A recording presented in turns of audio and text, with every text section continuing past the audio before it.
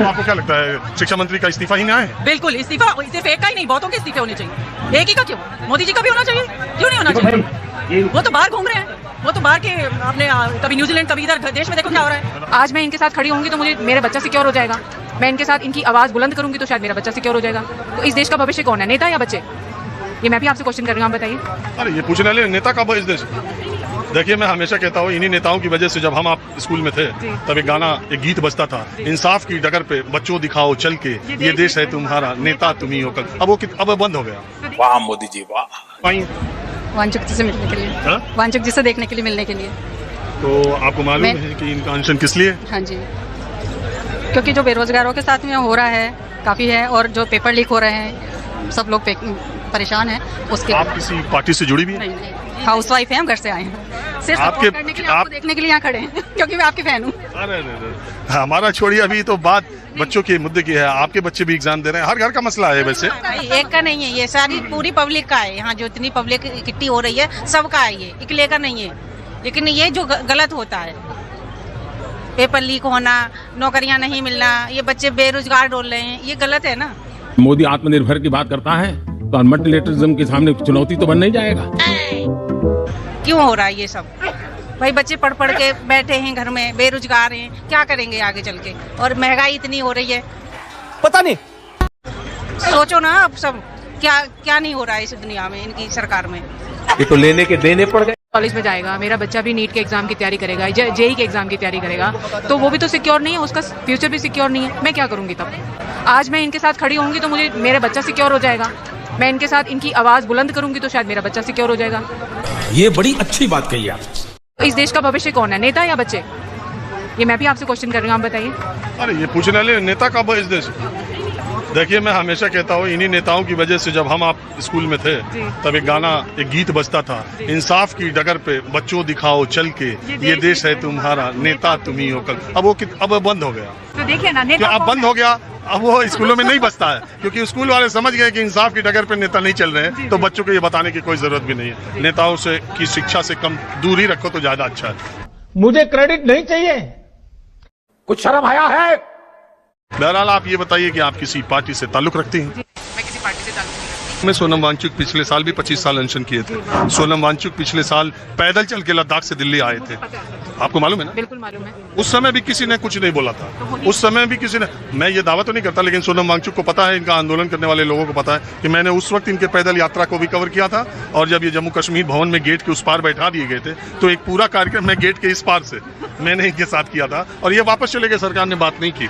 आपको लगता है कि ये सरकार बातचीत में यकीन रखती है? रखती होती तो फिर अभी तक इनको इतने दिन ना होते। अभी तक आज बाटा भाई का तेल निकलेगा। टेंशन टेंशन टेंशन, हफ्ते 10 दिन में बातचीत हो गई होती। मैं कहती हूँ कि अगर सामने ना होती तो एक बंद कमरे में तो हो जाती। उन्होंने तो बंद कमरे में भी बात करना उचित नहीं समझ रहे। बंद कमरे में बात करना भी जो उचित नहीं समझ रहे, वो सामने क्या करेंगे? और मुझे नहीं लगता कि ये सरकार इस विषय पे कोई बात करेगी। लेकिन एक बात बताइए, एक मंत्री का इस्तीफा, क्या आप धर्मेंद्र प्रधान का इस्तीफा, क्या एक मंत्री के इस्तीफे से ये जो जितनी बड़ी समस्या की बात हो रही है वो सॉल्व हो जाएगा? दूसरा मंत्री आएगा तो इसकी गारंटी क्या है? इसका एक उदाहरण दूं मैं आपको। ऐसा हमारे यहाँ ना बलात्कार जैसी घटनाएं होती हैं, हमारे यहाँ। तो हम ये सोचते हैं कि एक व्यक्ति को सजा मिलेगी तो क्या बलात्कार जैसी घटनाएं रुकेंगी? नहीं रुकती हैं। लेकिन उस बलात्कारी को जो ये काम करने जा रहा है उसको डर तो लगता है। तो कल को अगर इनका इस्तीफा होता है तो कम से कम आगे भविष्य में इस तरह की चीजें होने से पहले या करने से पहले लोग डरेंगे तो सही, घबराएंगे तो सही। देखिए,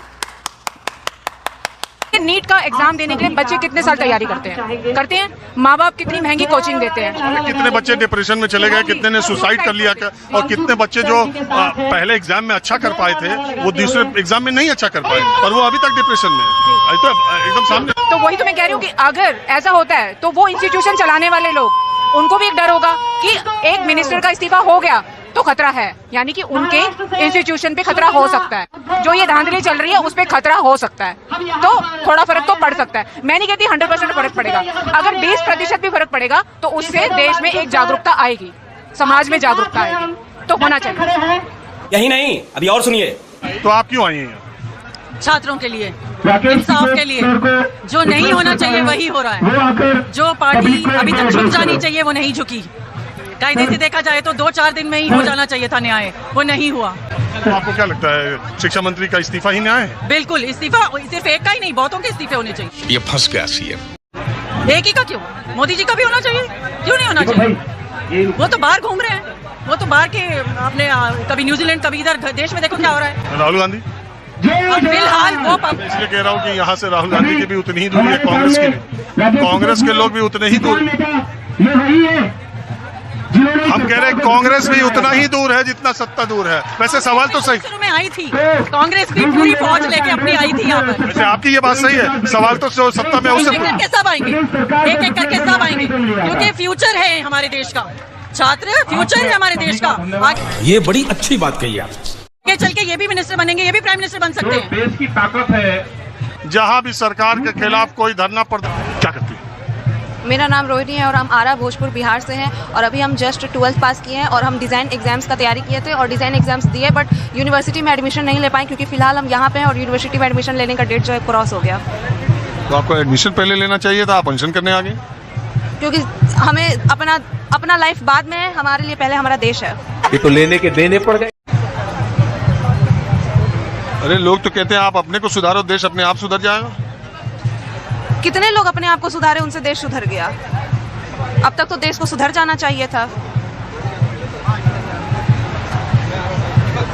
तो आप कॉम्पिटिटिव एग्जाम के जरिए उसमें एडमिशन हुआ था? नहीं लिया ना एडमिशन, उसका भी एक डेडलाइन होता है कि इतने दिन तक आपको एडमिशन लेकर फी पेमेंट कर देना है। हाँ, तो आप क्या आपके दिमाग में क्या चीजें हैं? भाई पहले मेडिसिन हो जा रहा है, डॉक्टर आ रहा है, डॉक्टर आ रहा है, हम लोग जांच होता है। हाँ, डॉक्टर से जांच करा लीजिए, सब सही है, कोई बेचैनी कोई परेशानी? हाँ बताइए, आपके मुद्दे क्या है? धर्मेंद्र प्रधान को इस्तीफा देना चाहिए, हमारा एजुकेशन सिस्टम सुधरना चाहिए, हमारा देश सुधरना चाहिए। कब तक हम लोग ये सब जुल्म सहते रहेंगे? तुम लोग नेता मंत्री के बच्चे विदेश में पढ़ते हैं, ऐश करते हैं, जीवन भर वही रहते हैं, वही का खाते हैं, वही का पीते हैं, हमारे टैक्स के पैसे पे राज करते हैं और हम लोग यहाँ पर तड़प पड़े हैं, दलदल में फंसे हुए हैं, अपने आप को जला रहे हैं। अब इधर डॉक्टरों की टीम आ गई, ये इन लोगों का चेकअप करते रहते हैं। पीछे जो अनशन पर बच्चे बैठे, हाँ सुबह और शाम को होता है चेकअप, बीपी और शुगर को जांच किया जाता है कि किसका कैसा हालात है और किसी का गंभीर होता है, बढ़ जाता है, घट जाता है तो उसके हॉस्पिटल में जाने का प्रॉब्लम होता है। यही कितने दिन से? हमें यहाँ पे आए हुए 10 दिन हो गया, हम बिहार से आए हैं और हैंगर स्ट्राइक पर आज मेरा 5 दिन हो गया, 5 डेज। तो आपका चेकअप हो रहा है ठीक है? हाँ, अभी मेरा चेकअप ठीक ठाक है। सुबह में हुआ तो मेरा पूरा पैर और पेट और सब झंझना रहा था, दर्द कर रहा था, तो दवा वाली भी। आपने क्या पढ़ाई की? मेरा अभी BBA चल रहा है मुजफ्फरपुर यूनिवर्सिटी से। अब सोच रहे थे 3 साल का LLB होता है वो करने के लिए, तो वो ख़त्म कर दिया सब। अभी बिजनेस पर फोकस किए हैं। जब देख रहे हैं कि हमारे छात्र, हमारा खुद भाई नीट का एग्जाम दिया, वो डिप्रेशन में चला गया। कुछ ऐसे भी छात्र हैं कि वो अपने आप को आत्महत्या कर लिया। आत्महत्या नहीं, हत्या कराया गया है। अगर वो पेपर लीक नहीं होता, कुछ चंद पैसे के लिए ये नेताओं ने पेपर लीक करा देते हैं। एक बार 2 बार लीक होता है तो वो गलती कराता है, मिस्टेक हो जाता है, लेकिन बार बार यही रिपीट करना है, ये कराया जाता है। तो कुछ चंद पैसे के लिए ये लोग किसी के ज़िंदगी से खिलवाड़ कर देते हैं। उसी को रोकने के लिए हम अपना सब कुछ छोड़ छाड़ कर इस आंदोलन में बैठे हैं और हम और लोगों से और देशवासियों से मैं कहना चाहता हूं कि आप लोग भी आइए और ये अभी सैलाब दिख रहा है ना, इसको और महासैलाब बनाइए। और इस संसद तक मतलब लगता है कि लोग रोक देंगे 19-20 को। कुछ लोगों का कहनाम है, कुछ अनभक्तों को कहनाम है कि 20 तारीख को इसे हिलने नहीं देंगे, तो ये भूल है। ये पूरा दिल्ली उस दिन हो सकता है जाम हो जाएगा। पूरा ऑल इंडिया से यहाँ पे हर कोने कोने से, हर राज्य से, हर गाँव से यहाँ पे छात्र, युवा, नौजवान, किसान, गरीब, अमीर सब। तो दोस्तों वीडियो यहीं पर खत्म होता है। आपने वीडियो के अंदर देखा दिल्ली के जंतर मंतर में चल रहे भूख हड़ताल को दौरान कुछ महिला ने खुलकर अपना ओपिनियन रखा। उन्होंने सरकार से देश के कई जरूरी मुद्दों पर सवाल पूछे और वर्तमान समस्याओं को सामने रखने की कोशिश की। खासकर नीट परीक्षा की पर्ची लीक जैसे गंभीर मुद्दे पर उन्होंने जोरदार तरीके से अपनी बात रखी और जवाब मांगा।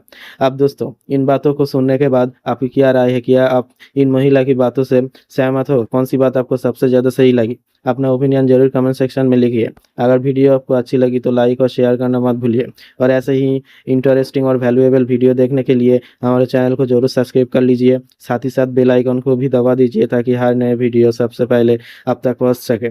मिलते हैं अगले वीडियो में।